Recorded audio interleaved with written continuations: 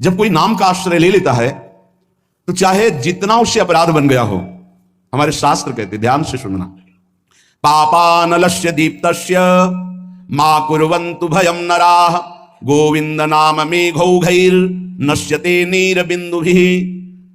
इतना पाप किया कि पापाग्नि उसको भस्म कर देती, नष्ट कर देती है।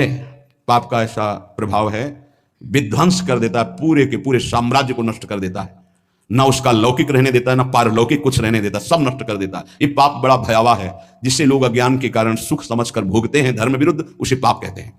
धर्म का स्वरूप क्या है? जो शास्त्र कहता है कि करो उसे धर्म कहते हैं, जिसे कहता है ना करो उसी को पाप कहते हैं।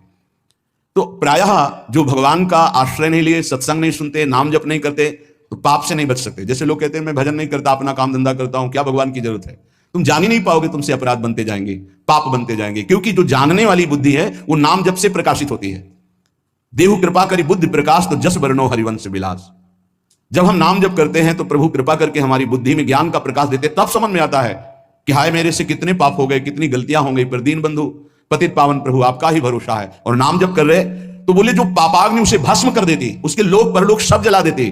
तो जहां कोई शुरू किया गोविंद गोविंद कृष्ण कृष्ण हरि हरि राम राम राधा राधा, तो बोले जैसे अग्नि प्रज्वलित होकर ज्वाला रूप धारण करने वाली थी पर मेघ बरस गए तो वहीं की वहीं शांत हो गई। ऐसे ही नाम जापक के सारे पाप जो अग्नि रूप उसे जलाने के लिए थे, नाम रूपी मेघ उसको तत्काल शांत कर देता है, वो उसे भस्म नहीं कर पाती और स्वयं शांत हो जाती है। अर्थात पापों का सर्वनाश भगवान नाम से हो जाता है। और धैर्य पूर्वक जपते रहो, चाहे जितनी विपत्ति आवे, नाम मत छोड़ना। तुमको ऐसे लोग भी कहने वाले मिलेंगे कि जब से तुमने भक्ति शुरू की, नाम जब शुरू किया, देखा तुम्हारा अमंगल हो गया।